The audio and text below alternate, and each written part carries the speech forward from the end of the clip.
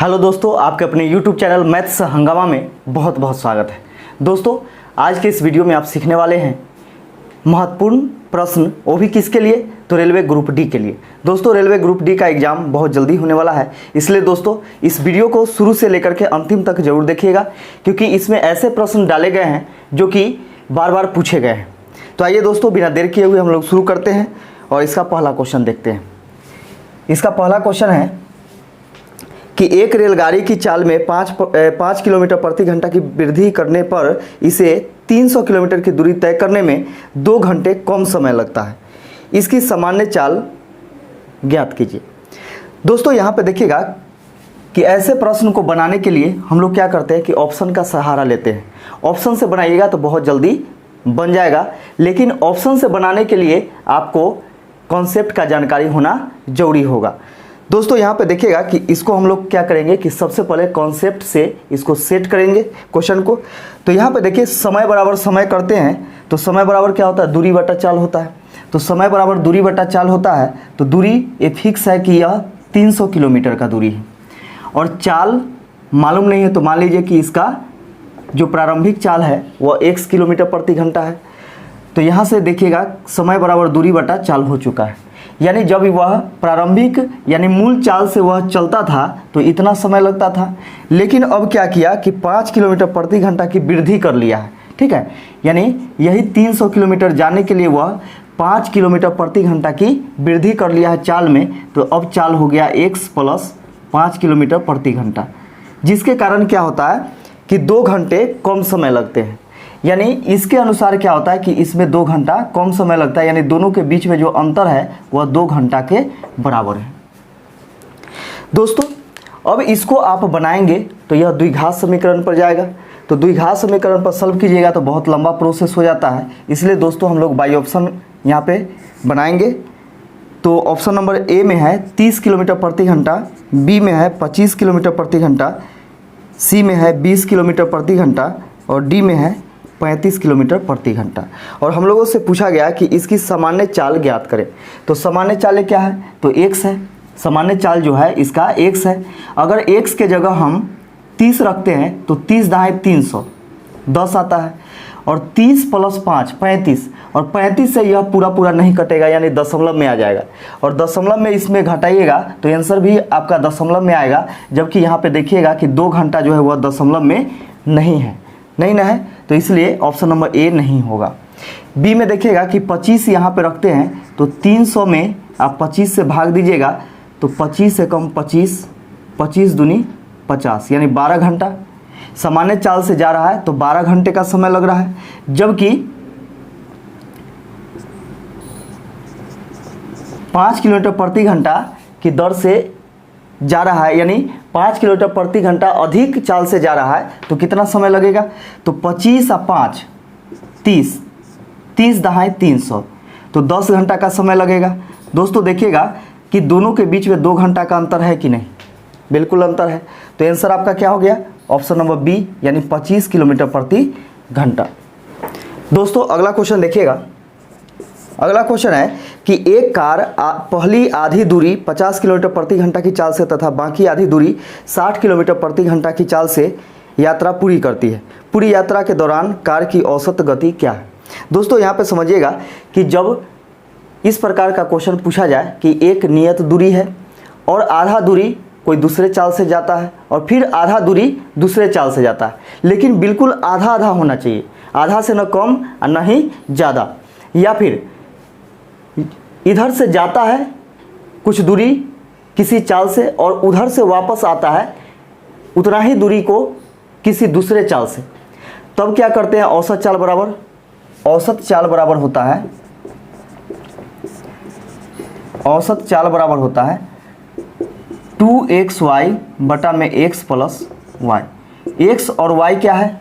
तो 2 चाल है इसमें। तो इसमें देखिएगा कि 2 गुने एक चाल दिया गया है 50 और दूसरा है 60, अब बटा में 50 प्लस 60 यानी 110। काटिएगा, 0 से 0 कैंसिल हो गया, 5 दूनी 10 यानी 600 बटा 11। 11 से इसमें 11 पचे 55, 50 बच जाएगा, है ना। 11 चौके 44, 6 बचेगा, 11 पचे 55, यानी लगभग आपका 54.54 किलोमीटर प्रति घंटा हो जाएगा। यह इसका औसत चाल हो गया। दोस्तों अगला क्वेश्चन देखिएगा। अगला क्वेश्चन है कि एक बेलनाकार टैंक की धारिता 20,790 मीटर क्यूब है। यदि इसकी त्रिज्या 10.5 मीटर है तो इसकी गहराई ज्ञात करें। दोस्तों यहाँ पे देखिएगा कि बेलनाकार टैंक की धारिता, बेलनाकार टैंक की धारिता दे रखा है 20,790 मीटर क्यूब, और इसकी त्रिज्या r बराबर 10.5 मीटर दे रखा है। दोस्तों यहाँ पे समझिएगा कि बेलनाकार टैंक की धारिता क्या होता है, पाई r स्क्वायर h होता है, पाई r स्क्वायर h होता है। तो पाई r स्क्वायर h होता है बेलनाकार टैंक की धारिता, जबकि दिया हुआ है कितना, तो 20,790 मीटर क्यूब। दोनों बात यहाँ से बराबर हो गया। ठीक है, अब यहाँ पे देखिएगा कि r बराबर क्या है, 10.5 मीटर है, पाई का मान होता है 22/7, तो 22/7 गुने r स्क्वायर, इसका मतलब स्क्वायर मतलब 2 बार गुना, यानी 10.5 मीटर और गुने 10.5 मीटर गुने h तो निकालना है, गहराई कहिए या फिर ऊंचाई कहिए, 20,790 मीटर क्यूब। 1 मीटर से कैंसिल हो गया स्क्वायर बार में, इससे काटिएगा तो m बार में। ठीक है, इसके बाद देखिएगा कि यहाँ से हम क्या करते हैं, इसको तोड़ते हैं दशमलव, तो ये आ गया बटा में 10, 7 से काटिएगा तो 15 7 105। ठीक है, 5 से 5 दूनी 5 से 15, 5 दूनी 10, 2 से 11 दूनी 22, 5 से काटेंगे 5 दूनी 10, 5 दूनी 10, 5 एकम 5, 21 बार में। अब दोस्तों इसको काटिएगा तो 3 से 3 छक 18, 2 बचेगा, 3 27, 3 तिहाई 9, 0, 11 से काटेंगे तो 11 छक 66, 11 तिहाई 33, 0, 21 तिहाई 63, 30 बार में, 30 दूनी 60, यानी h बराबर हो जाएगा 2 चला जाएगा उधर गुना में, तो 30 गुने 2 मीटर, यानी h बराबर हो गया 30 दूनी 60 मीटर। इसका गहराई जो हो गया वह कितना हो गया, तो 60 मीटर, और यही आपका आंसर हो जाएगा। दोस्तों अगला क्वेश्चन देखिएगा। अगला क्वेश्चन है कि 22 मीटर और 10 मीटर की आयताकार एल्युमिनियम शीट को इस तरह से बेलनाकार रूप में मोड़ा जाता है कि इसकी छोटी भुजा इसकी लंबाई बन जाती है। इस तरह निर्मित बेलन का आयतन कितना होगा। दोस्तों यहाँ पे देखिएगा कि इस प्रकार का यह आयताकार एल्युमिनियम का शीट है, A, B, C और D। इसमें देखिएगा कि इसका चौड़ाई क्या है 10 मीटर और लंबाई क्या है, तो 22 मीटर है। इसका चौड़ाई जो है यानी छोटी भुजा जो है वह क्या बन जाता है, छोटी भुजा इसका लंबाई बन जाता है, लंबाई यानी h से आप डिनोट कर सकते हैं, यानी हाइट 10 मीटर। और इसका चौड़ाई जो है, इसका चौड़ाई, ये चौड़ाई का जो आधार होगा यह वृत्त का यानी बेलन का परिधि बन जाएगा। तो बेलन का परिधि जब इसको गोल मोड़िएगा तो ये गोलाकार नीचे आएगा, और बेलन का परिधि जो होगा वह वृत्त का परिधि होगा, यानी 2πr, यानी चौड़ाई जो हो जाएगा वह बेलन का परिधि बन जाएगा। ठीक है, परिधि बन जाएगा, और बेलन का परिधि जो होता है 2πr होता है। तो देखिएगा यहाँ पे कि 2πr 2 पाई आर बराबर हम लिख सकते हैं क्या, 22 मीटर। 22 मीटर। अब यहाँ पे देखिएगा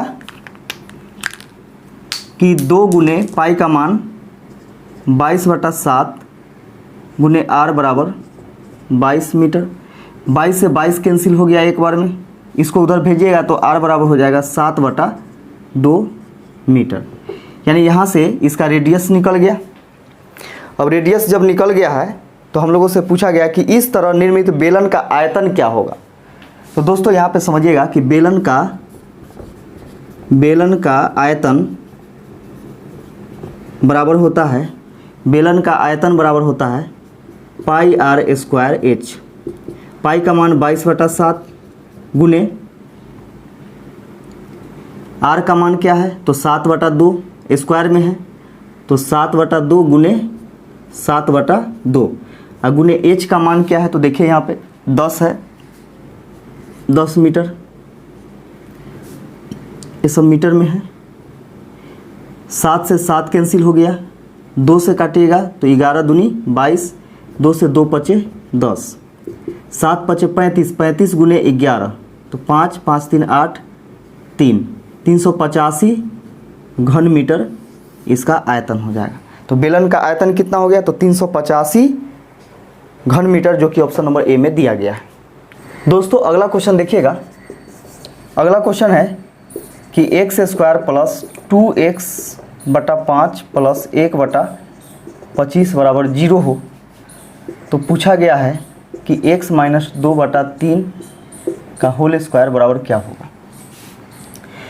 दोस्तों देखिएगा कि इसका हम लोग क्या करते हैं कि एलसीएम लेते हैं, तो एलसीएम 25 हो जाएगा। 25 ये हो जाएगा आपका 25 से कम 25 यानी बटा में 1 है, तो ये हो जाएगा 25x² प्लस 25 5 दूनी 10x प्लस 25 से कम 25 1 एकम 1 बराबर 0। ये 25 इधर भाग में उधर जाएगा तो गुना में, और 0 में 25 से गुना कीजिएगा तो 0 हो जाएगा, यानी 25x² प्लस 10x प्लस 1 बराबर 0। अब यहाँ पे फर्स्ट इंटू लास्ट पे हम लोग तोड़ते हैं द्विघात समीकरण को। तो यहाँ पे देखिएगा कि 25 से कम 25 को ऐसे दो भागों में तोड़ेंगे कि दोनों को जोड़ घटा करके कितना आना चाहिए, बीच वाला आना चाहिए, यानी 10 आना चाहिए। तो 25 5 5 10 हो जाएगा, तो 25x² plus 5x plus 5x plus 1 बराबर 0। 5 यदि हम कॉमन ले लेते हैं, 5x 5x कॉमन लीजिएगा तो हो जाएगा 5x प्लस 1 और प्लस 1 कॉमन लीजिएगा तो 5x प्लस 1 हो जाएगा बराबर 0। देखिएगा यहाँ पे कि दोनों सेम चीज़ ही आ गया है, ये भी आ गया है और ये भी सेम चीज़ आ गया है, तो 5x प्लस 1 बराबर 0। तो 5x बराबर क्या हो जाएगा, -1 हो जाएगा, x बराबर क्या हो जाएगा, -1/5 हो जाएगा, यानी x का वैल्यू क्या आ गया, तो -1/5 आ गया। अब हम लोग को यहाँ पे निकालना है x - 2/3 का होल स्क्वायर। दोस्तों यहाँ पे देखिएगा कि x के जगह हम क्या करेंगे कि -1/5 रखेंगे, तो -1/5 इसको रख दिए, -2/3 इसका होल स्क्वायर। इसका एलसीएम क्या हो जाएगा, 15 हो जाएगा, 5 × 15, 3 एकम 3 -3, 3 × 5 15, 5 दूनी 10 -10 इसका होल स्क्वायर। दोस्तों देखिएगा -3 और -10 कितना, -13/15 इसका होल स्क्वायर। -13 का स्क्वायर क्या होगा, 169 प्लस में हो जाएगा, 15 का स्क्वायर 225, तो 169/225 जो कि ऑप्शन नंबर बी में दिया गया है। दोस्तों अगला क्वेश्चन देखिएगा। अगला क्वेश्चन है कि यदि a + 1/a बराबर 8 हो तो AQ + 1/AQ बराबर क्या होगा, ये चीज़ पूछा गया है। दोस्तों देखिएगा कि a + 1/a बराबर 8 दिया गया है और Q में पूछा गया है, तो जब भी इतना दिया हुआ रहे और Q में पूछा जाए तो इसके लिए होता है XQ - 3x होता है, और x क्या कहलाता है, तो x जो है यह 8 कहलाएगा, ठीक है, यानी 8 जो होगा वह x होगा। तो यहाँ पे देखिएगा कि x जहाँ जहाँ है वहाँ पे 8 रखेंगे, तो 8 का क्यूब 3 गुने 8, 8 के क्यूब 512 माइनस 8 3 24, 12 में से 4 घटेगा 8, ये बच जाएगा 10, 10 में से 2 घटेगा 8, ये बच जाएगा आपका 4, यानी 488 आपका आंसर हो जाएगा। दोस्तों अगला क्वेश्चन देखिएगा। अगला क्वेश्चन है कि 2x square plus ax plus b को यदि x माइनस 3 से विभाजित करने पर 31 और x square plus bx plus a को x माइनस 3 से विभाजित करने पर 24 शेषफल बचता है। दोस्तों देखिएगा यहाँ पे रिमाइंडर थ्योरम के अनुसार यह क्वेश्चन पूछा गया है। तो जिससे भी भाग देना होता है उतना बराबर आपको 0 लेना होता है। तो x माइनस 3 से भाग देना है इसमें, तो इतना बराबर 0 हो जाएगा। तो x का वैल्यू यहाँ से हम लोग निकालेंगे 3, x का वैल्यू क्या आ गया 3 आ गया। और इससे भाग देने के बाद शेषफल क्या बचता है, तो 31 बचता है। तो इतना बराबर आपको लिखना है 31, ठीक है। अब x का वैल्यू यहाँ पे रखेंगे तो 2 गुने 3 का स्क्वायर प्लस a गुने 3 प्लस b बराबर 31, 3 के स्क्वायर 9, 9 दूनी 18 प्लस 3a प्लस b बराबर 31, 18 उधर घटा दीजिए तो 3a प्लस b बराबर हो जाएगा 11 में से 8 घटेगा 3, 3 2 में से 1 घटेगा 1, यानी 13। ये समीकरण 1 हो गया। अब आगे बोला जा रहा है कि x square plus bx plus a को जब x माइनस 3 से भाग दिया जाता है तो 24 शेषफल बचता है। यानी इसमें 24 शेषफल बचता है x माइनस 3 से भाग देने के बाद। तो इतना बराबर 0, x बराबर क्या हो जाएगा, तो 3 हो जाएगा। अब x जहाँ जहाँ है वहाँ पे 3 रखिए, यानी 3 का स्क्वायर प्लस b गुने 3 प्लस a बराबर 24, 3 के square 9 plus 3b plus a बराबर 24, 9 घटा देंगे उधर और इसको सीधा करके लिखिए a प्लस 3b बराबर 14 में से 9 घटेगा 5, यानी 15। ये समीकरण 2 हो गया। हम लोगों से पूछा गया तो a प्लस b का मान किसके बराबर होगा, a प्लस b का मान किसके बराबर होगा। तो यहाँ पे देखिएगा कि हम क्या करते हैं कि यहाँ से a का मान कटवा देते हैं। तो a के मान कटवाने के लिए आपको क्या करना होगा, इसमें 3 से गुना करना होगा, यानी समीकरण 2 में 3 से गुना करना होगा। तो 3a प्लस b बराबर 13 और उधर 3 से गुना कीजिएगा तो 3a प्लस 3 तिहाई 9b बराबर 15 तिहाई 45, माइनस माइनस माइनस ये कैंसिल हो गया। माइनस 9b में से 1b घटाइएगा तो माइनस 8b बचेगा, 8b बराबर माइनस 45 में से 13 घटाइएगा तो ये बच जाएगा आपका 2, 4 में से 1 घटेगा 3, माइनस 32, माइनस से माइनस कैंसिल, 8 चौके 32, एक b बराबर हो गया 4। b का वैल्यू कितना आ गया, तो 4 आ गया। अब दोस्तों यहाँ पे समझिएगा कि b का वैल्यू 4 आ गया। अब b का वैल्यू किसी समीकरण में रख दीजिए, तो समीकरण 1 में रखते हैं। तो 3a प्लस b का मान 4 है बराबर 13, 3a बराबर 4 घटाइएगा तो 9 बचेगा, 3 तिहाई 9, a बराबर कितना, तो 3। हम लोगों से क्या पूछा गया, तो a प्लस b बराबर क्या होगा। a का मान क्या है, तो 3 है, b का मान क्या है, तो 4 है। दोनों को जोड़ दीजिए, 4 3 7, यानी a प्लस b बराबर कितना आ गया, तो 7 आ गया और यही इसका आंसर हो जाएगा। दोस्तों अगला क्वेश्चन देखिएगा। अगला क्वेश्चन है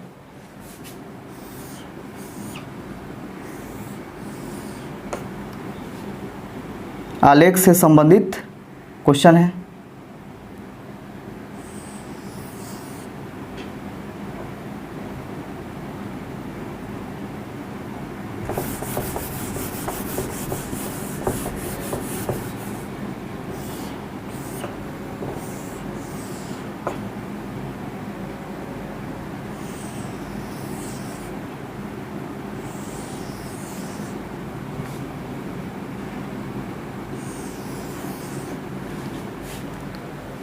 दोस्तों इस प्रकार से क्वेश्चन यह दिया गया है। यह आपका f है, यह h है, ये b है, यहाँ पे 5 दिया गया है, यहाँ 20 है, 14, 15, 12, 13, 9, 12, यानी इस प्रकार से यह दिया गया है।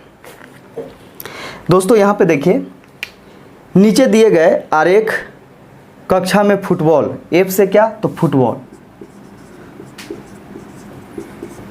एफ से फुटबॉल, एच से हॉकी,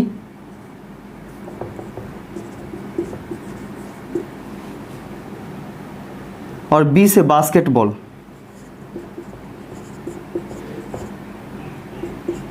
बास्केटबॉल।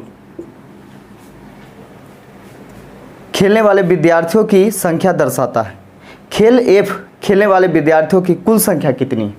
दोस्तों देखिएगा यहाँ पे कि खेल एफ खेलने वाले यानी फुटबॉल खेलने वाले की कुल संख्या कितनी है। तो कुल कितने विद्यार्थी हैं जो कि फुटबॉल खेलते हैं। तो दोस्तों यहाँ पे देखिएगा, इस घेरा में जितने भी विद्यार्थी हैं ये सभी फुटबॉल खेलता है, ये सभी फुटबॉल खेलता है। तो ये सभी को जोड़ दीजिए, तो 9 + 12 + 15 + 13, ये सभी को जोड़िएगा तो 5 3 8, 8 2 10, 10 9, 19 के 9, हासिल 1, 1 1 2 3 4, यानी 49 विद्यार्थी ऐसे हैं जो कि फुटबॉल खेलते हैं, और यही आपका आंसर हो जाएगा। दोस्तों अगला क्वेश्चन देखिएगा। अगला क्वेश्चन है कि सेक के पावर 4 थीटा, सेक के power 4 theta minus sec square theta बराबर 3 हो तो पूछा गया है tan के power 4 theta plus tan square theta बराबर क्या होगा, ये चीज़ पूछा गया है। दोस्तों यहाँ पे देखिएगा कि हम लोग क्या करते हैं कि सेक स्क्वायर थीटा कॉमन ले लेते हैं। सेक स्क्वायर थीटा यदि हम कॉमन ले लेते हैं तो इसमें बच जाएगा आपका सेक स्क्वायर थीटा -1 बराबर 3, ये हो गया। दोस्तों आप जानते होंगे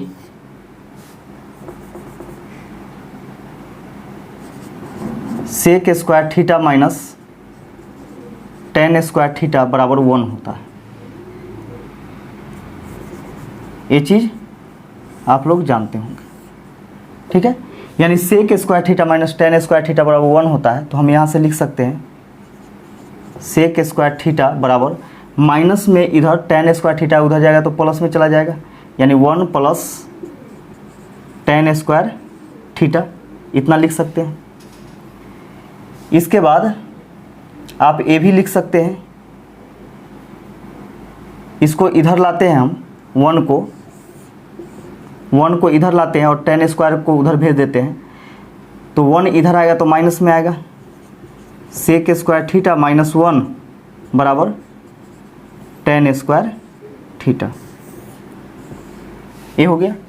अब यहाँ से इसका वैल्यू पुट कर देते हैं, इसका वैल्यू पुट कीजिएगा, यानी सेक स्क्वायर थीटा, तो सेक स्क्वायर थीटा बराबर क्या हो जाएगा 1 + tan स्क्वायर थीटा, यानी इसके जगह पर हम रखेंगे 1 + tan स्क्वायर थीटा, और इसके जगह पर यानी सेक स्क्वायर थीटा -1 के जगह पर tan square theta, tan square theta बराबर 3 है तो 3 है ना। इससे गुना कर दीजिए दोनों में, तो इससे इसमें गुना करेंगे तो tan square theta plus tan square theta गुने tan स्क्वायर थीटा बराबर tan के पावर 4 थीटा बराबर 3। तो दोस्तों यहाँ पे देखिएगा कि ये चीज़ निकल करके आ चुका है, यानी इसको आप इधर लिखिए चाहे इधर लिखिए कोई दिक्कत नहीं, यानी tan के power 4 theta plus tan square theta बराबर क्या निकल करके आ गया, तो 3 आ गया, यानी इसका आंसर 3 ही होगा। दोस्तों अगला क्वेश्चन देखिएगा। अगला क्वेश्चन है कि बिंदु 4,5 और 7,11 से जुड़ा रेखाखंड किस बिंदु पर अनुपात 2:1 में आंतरिक रूप से विभाजित होगा। दोस्तों यहाँ पे देखिएगा कि यह आपका रेखाखंड है, यह बिंदु और यह बिंदु, ये दोनों का मान दे रखा है, इसका वैल्यू पूछा जा रहा है। तो यहाँ पे देखिएगा कि इसका वैल्यू जो है वह 4,5 है, जबकि इसका वैल्यू 7,11 है और इसका वैल्यू पूछा गया है, यानी x, y का वैल्यू पूछा गया है। और ये जो अनुपात होता है यह आपका m1 होता है और यह m2 होता है। m1 का वैल्यू 2 और m2 का वैल्यू 1 दिया गया है। तो यहाँ से हम लोगों को x और y का वैल्यू निकालना है। दोस्तों आप जानते होंगे कि x बराबर होता है m1 into x2 plus m2 into x1 बटा में m1 प्लस m2, और y बराबर होता है m1 into y2 plus m2 into y1 बटा m1 प्लस m2 होता है। तो यहाँ से हम लोग बैठाएंगे वैल्यू। m1 कितना है तो 2 है, गुने x2 कितना है तो देखिएगा यहाँ पे ये हो गया आपका x1, ये हो गया आपका x2, ये हो गया y1, ये हो गया आपका y2। ठीक है, तो x1 कितना है, हाँ x2 कितना है तो x2 7 है, तो 7 प्लस m2 कितना है तो 1 है, गुने x1 कितना है तो 4 है, बटा में m1 प्लस m2 यानी 2 प्लस 1, 7 दूनी 14 प्लस 4 एकम 4, बटा में 2 और 1 3, 14 4 18 बटा 3, 3 6 18 यानी आ गया 6, यानी x का वैल्यू कितना आ गया तो 6 आ गया। y का वैल्यू निकालना है तो y बराबर m1 कितना है तो 2 है, गुने y2 कितना है तो 11 है, प्लस m2 कितना है तो 1 है, और गुने y1 कितना है तो 5 है, बटा में m1 प्लस m2 यानी 2 प्लस 1, 11 दूनी 22 प्लस 5 एकम 5, बटा में 3, 22 और 3 22 और 5 27, बटा में 3, 3 नमा 27, 9 आ गया, यानी y बराबर कितना आ गया तो 9 आ गया। अब हम लोगों से पूछा गया कि x, y बराबर क्या होगा, तो x, y बराबर जो हो जाएगा वह ये होगा 6,9, यही आपका आंसर हो जाएगा। दोस्तों अगला क्वेश्चन देखिएगा। अगला क्वेश्चन है कि यदि एक समभुज त्रिभुज की एक भुजा 6√3 सेंटीमीटर है तो इसकी ऊंचाई क्या है। समभुज त्रिभुज का मतलब होता है समबाहु त्रिभुज, जिसका तीनों भुजा आपस में क्या होगा तो बराबर होगा। त्रिभुज ABC। अब यहाँ पे देखिएगा दोस्तों, एक भुजा अगर 6√3 सेंटीमीटर है तो दूसरा भी 6√3 सेंटीमीटर होगा और तीसरा भी 6√3 सेंटीमीटर होगा। ठीक है, अब यहाँ पे देखिएगा कि इसकी ऊंचाई पूछा जा रहा है कि कितना है। दोस्तों इसका ऊंचाई यहाँ से निकालना है, ऊंचाई इसका क्या है, तो समभुज त्रिभुज है इसलिए यह बीच से 2 बराबर भागों में काटेगा, है ना। तो जब 2 बराबर भागों में बांटेगा तो जितना इधर होगा उतना ही इधर होगा। जैसे देखिएगा कि ए हो जाएगा आपका 3√3 और ए भी हो जाएगा 3√3, ये दोनों को जोड़िएगा तो 6√3 हो जाएगा। ये आपका 90 डिग्री का कोण बनाता है यहाँ पे, ए भी आपका 90 डिग्री का इधर कोण बनाएगा।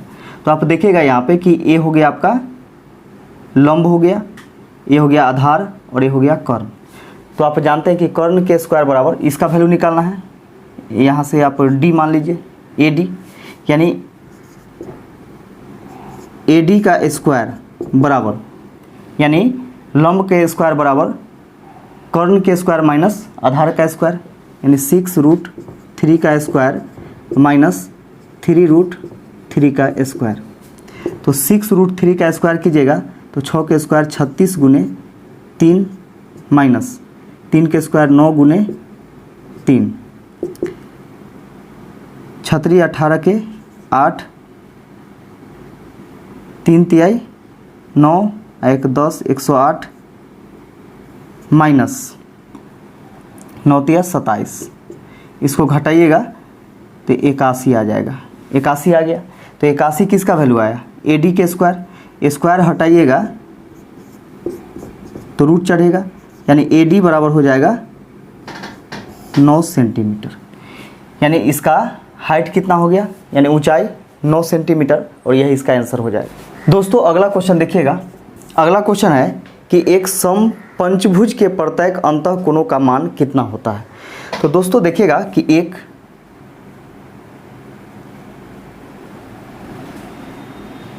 समबाहुभुज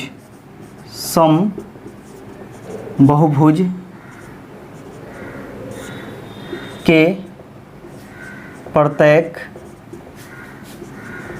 अंतःकोणों का मान जो होता है बराबर होता है n-2/n गुने 180 डिग्री। इसका वैल्यू यही होता है।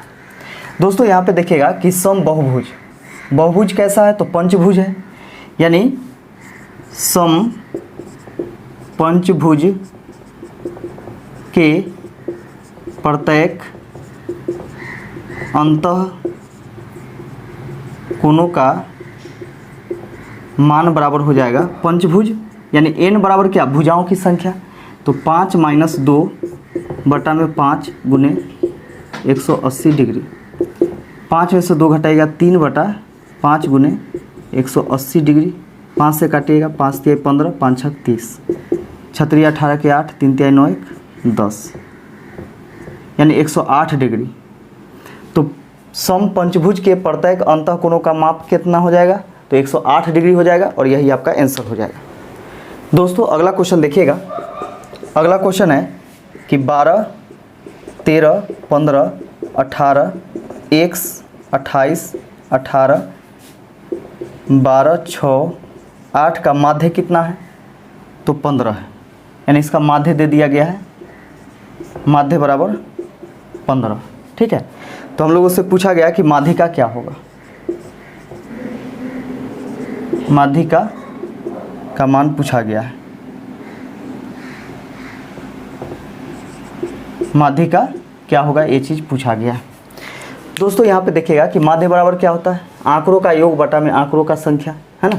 तो आंकड़ों का योग, तो सबको जोड़िए, 8 × 6 = 14, 14 × 2 = 16, 16 × 4 = 20, 4 × 24 = 24, 6 × 3 = 2 = 32, 32 × 8 = 40, 40 × 5 = 45, 45 × 3 = 48, 48 × 2 = 50 के 0 हासिल 5, 5 × 1 = 6, 7, 7 × 2 = 9, 9 × 1 = 10, 10 × 1 = 11, 11 × 1 = 12, 12 × 1 = 13, 130 प्लस x बटा में कितना संख्या है, तो 1, 2, 3, 4, 5, 6, 7, 8, 9, 10 संख्या है, तो 10 बराबर 15, ये हो गया।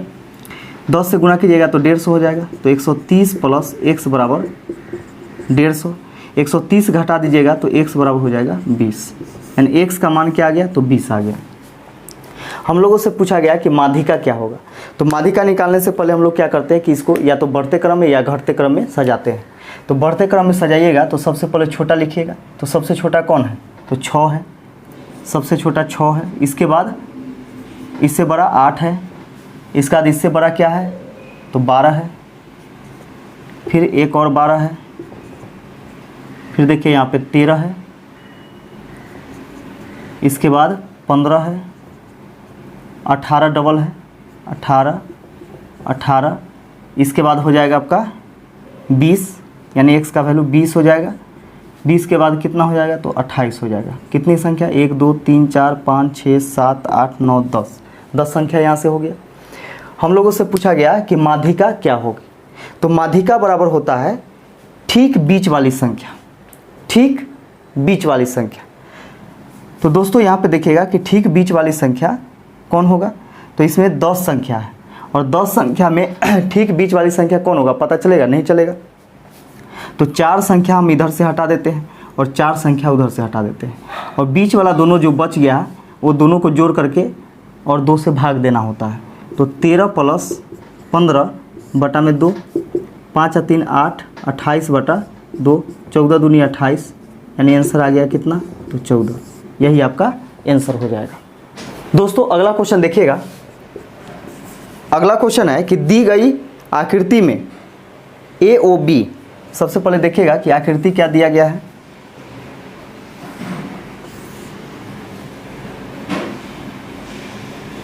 A है, B है, C है और यह D है और यहाँ पे O है। और ये जो कोण है यह 67 डिग्री का है, 67 डिग्री का है। अब दोस्तों यहाँ पे देखिएगा कि दी गई आकृति में AOB एक सीधी रेखा है, AOB एक सीधी रेखा है, बिल्कुल सही।